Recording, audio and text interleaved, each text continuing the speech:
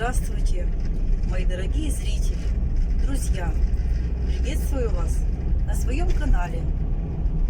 Кто первый раз зашел ко мне на канал, меня зовут Оля. Какое сегодня утро солнечное, веселое. И настроение у меня тоже отличное, потому что я еду на дачу. К нам сегодня приехали рабочие устанавливать печь-камин. Вот я еду, накупила продуктов им. Мы эту печь-камин купили несколько месяцев назад. И вот дождались. Приехали ребята устанавливать. Все. Еду. Встречаемся, друзья, на даче.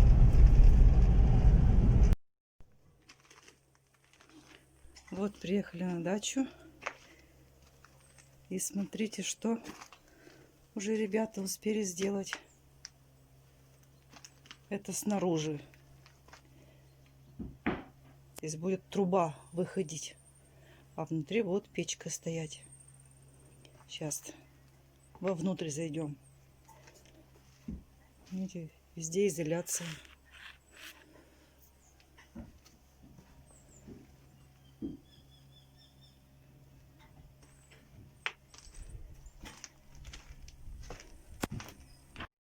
Вот заходим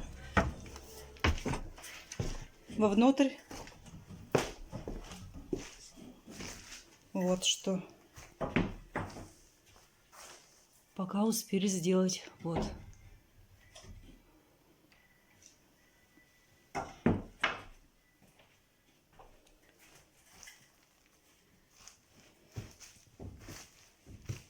Сейчас хочу вам еще печку показать. Вот так вот она будет выглядеть. Она еще раз в разобранном виде. Позже покажу.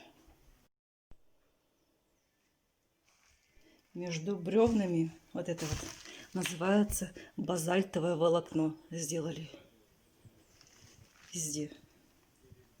Везде.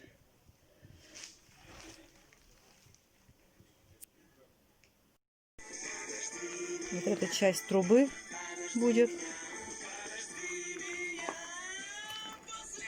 Она из нержавейки. А внутри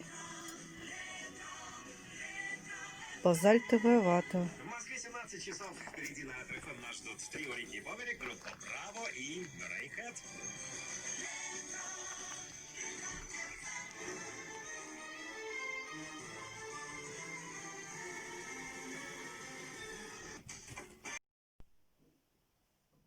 Вот короб сделали огнеупорный.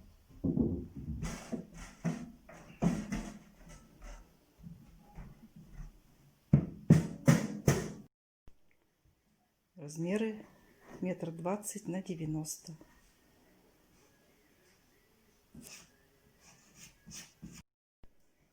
Это называется мини-рид. Сколько? 60 на 68 будет. Размеры 60 на 68 чистовая, да? Это будет чистовая, уже закрыта когда. Угу. Ты сфоткала? А сейчас? Сейчас меньше.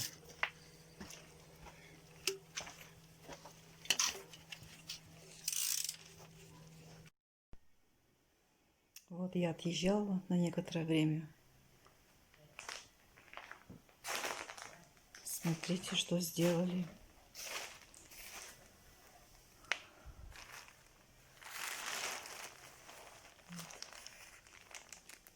Стоит печь на закаленном стекле.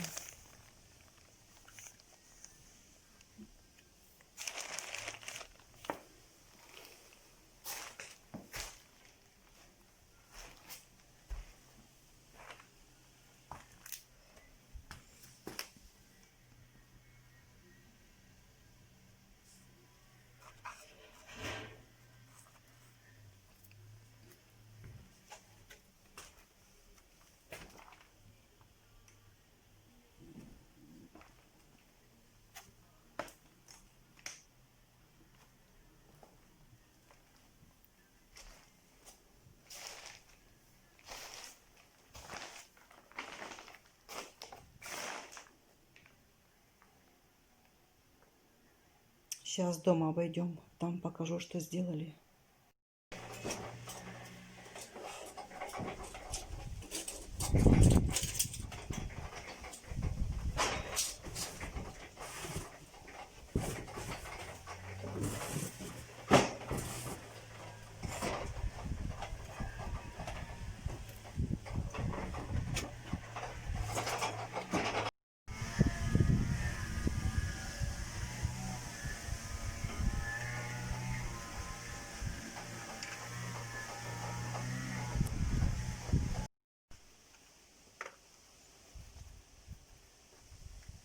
Понял. Он же получается замок как раз их прятает, это по наружу, ну, сверлится, так что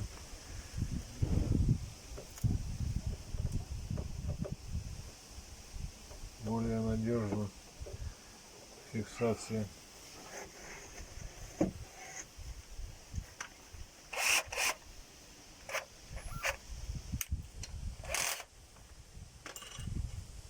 Что мы делаем, поднимаем?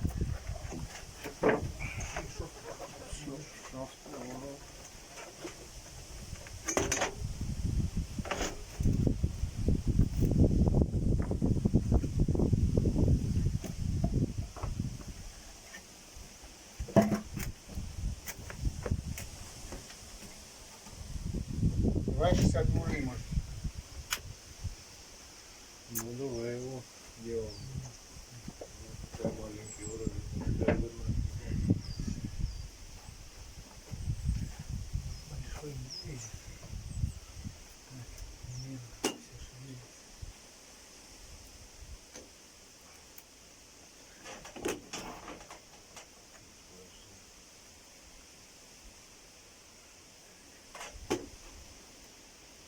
Где-то так.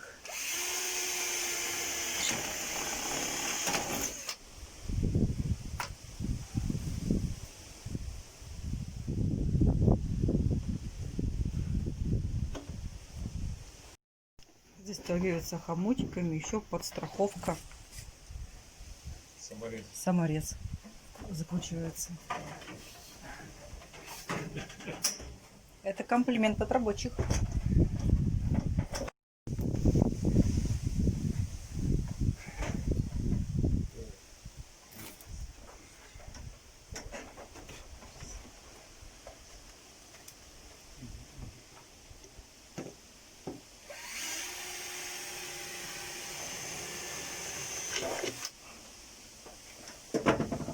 Так, и где будет эта площадка сейчас у нас?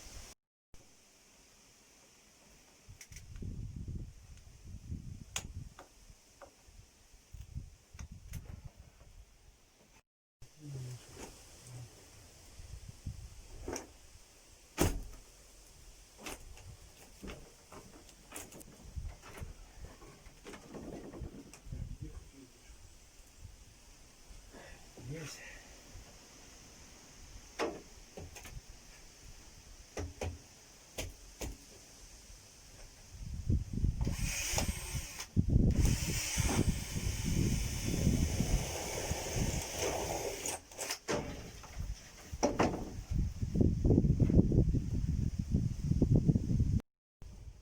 А потом между трубами вот такие хомуты будут надевать.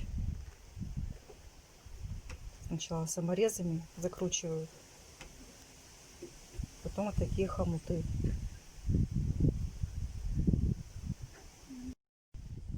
Вот вверху будет такая площадка.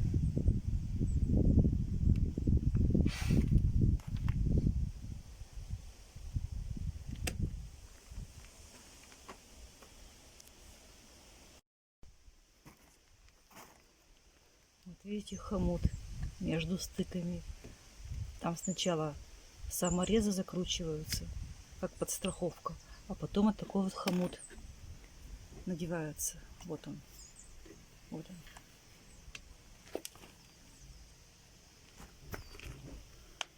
Вот эта защелка скручивается. Все надежно.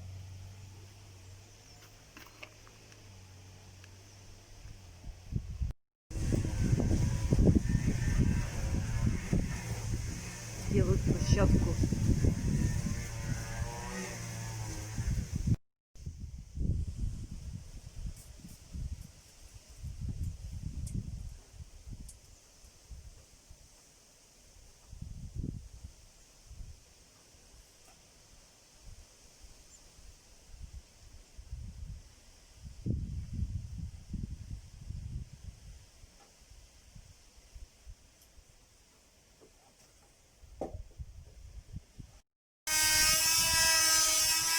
Купили вот место для стойки, чтобы ровно было.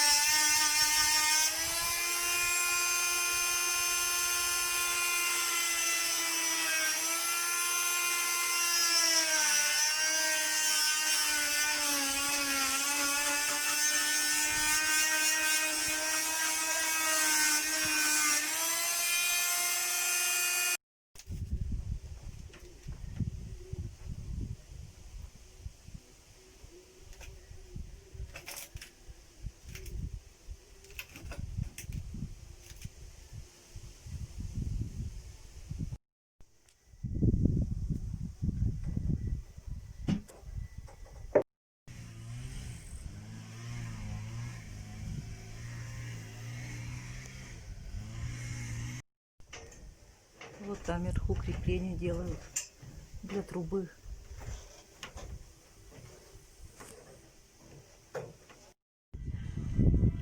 Вон ребята на самой высоте заканчивают уже работу. Заключительная часть. Одевают хомуты и все готово.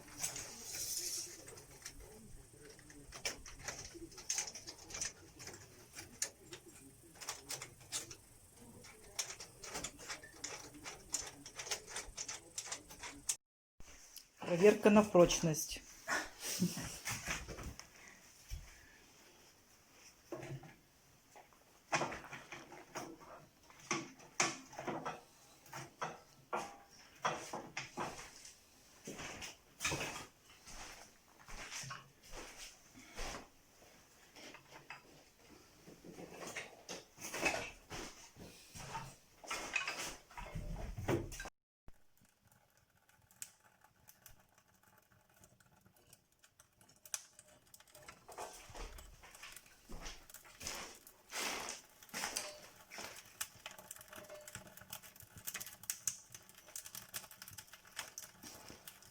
Все, начинает топиться.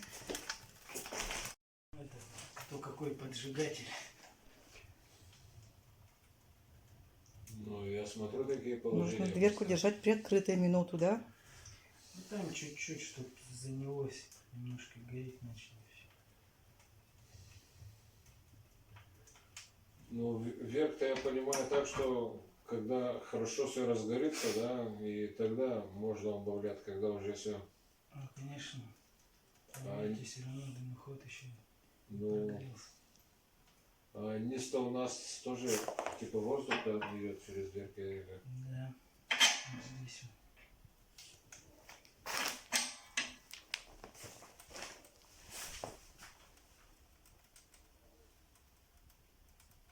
Там воздух идет, да? Сверху вот идет воздух, да. К низу. Да, вот на дверку поступаю. И с нее.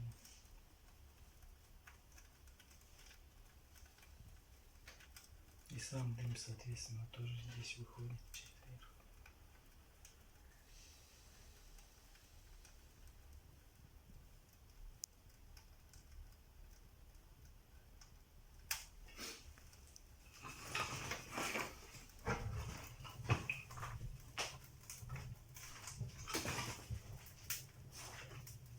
Кстати, не знаю, это сильно потопить.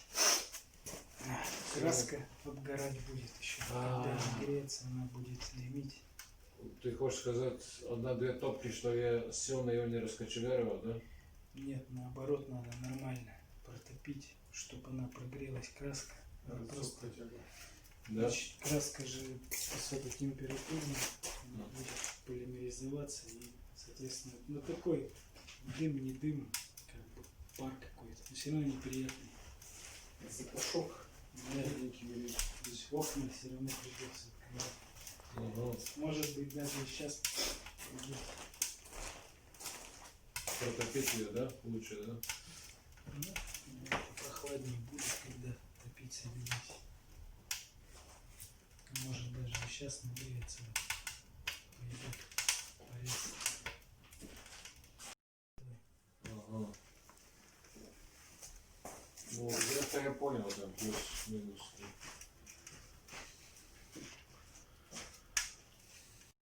Ну, понятно.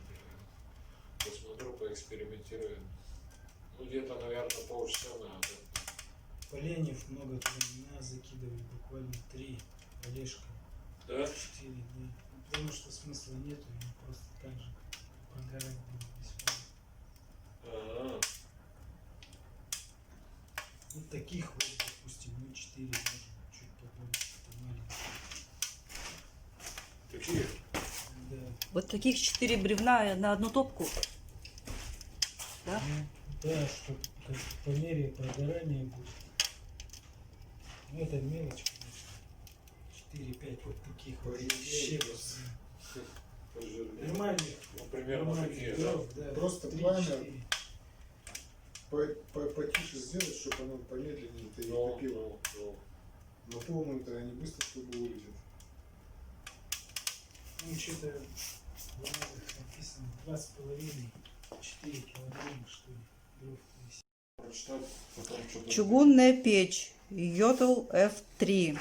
Незаслуженно забытые чугунные печи, имеющие многовековую историю применения, снова входят в тренд.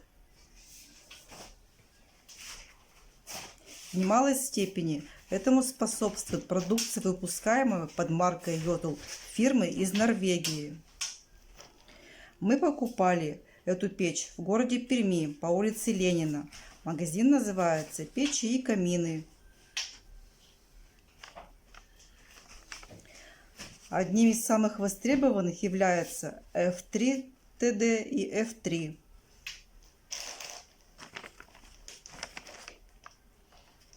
Которые выделяются классическими формами. Дверцы готические. Видно, как ты говоришь, видно, ишь. Это беззольника, да, ведь, Людмила? Беззольник. Да, краска уже начинает.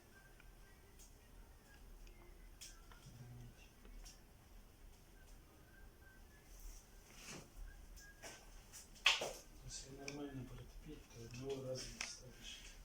Преимущество чугунных печей является их небольшие размеры, что позволяет идеально вписывать в небольшой интерьер.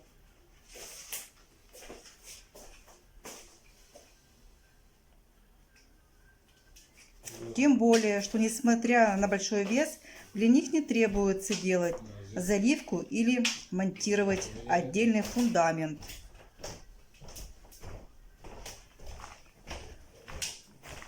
Вот мы поставили стекло закаленное.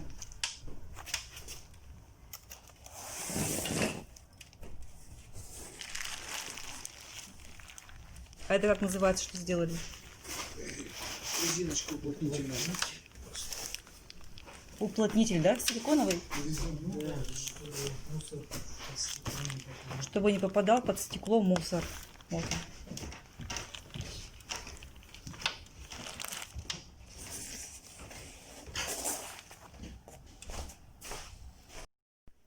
Среди достоинств этих моделей можно назвать быстрый нагрев до очень высоких температур, без потери свойств.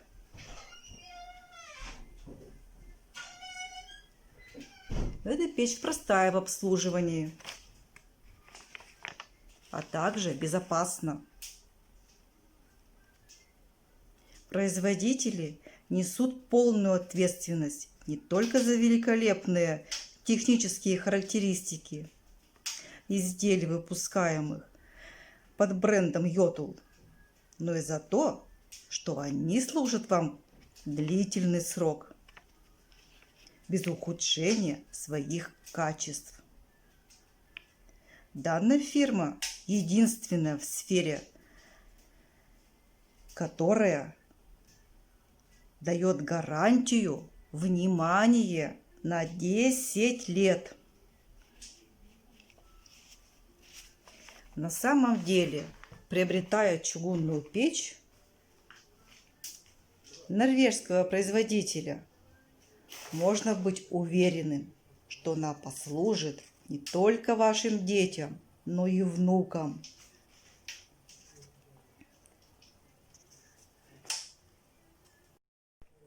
Топить ее можно дровами, торфяными брикетами и антрацитовым углем.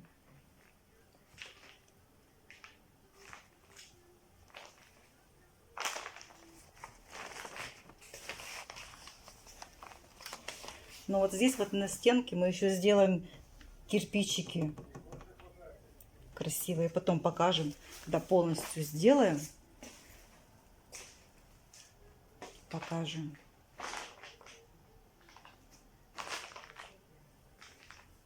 Пока еще в полуготовности.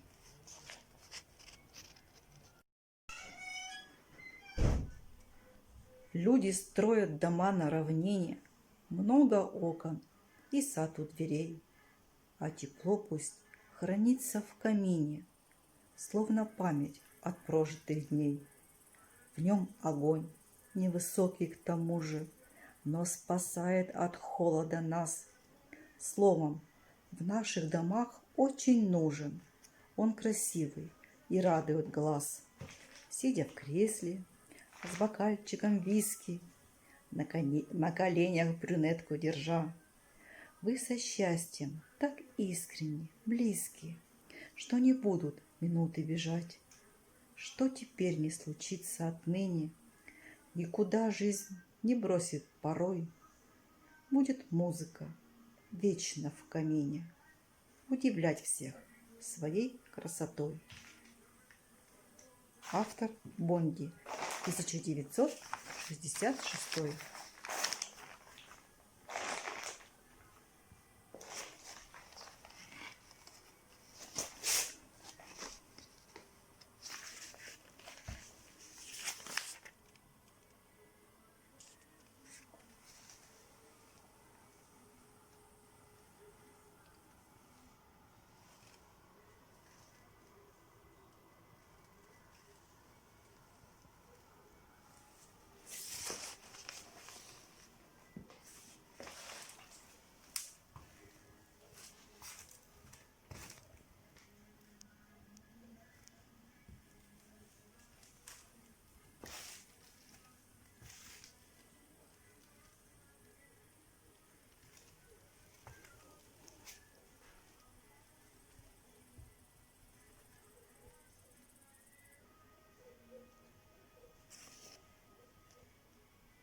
Красота, правда же? Дорогие друзья, как всегда в завершении для вас букет за то, что вы смотрите меня, остаетесь со мной до конца. Большое вам спасибо. У меня появились новые друзья, добрые. Спасибо вам. Спасибо, что подписываетесь ко мне. Я вас сильно очень люблю. Подписывайтесь, ставьте лайки. Все будет взаимно.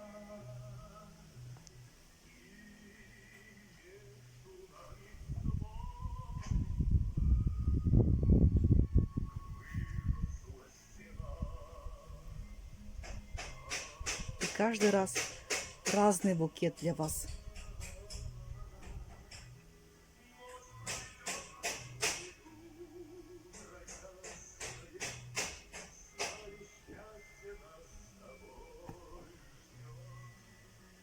Пока-пока, ваша Оля.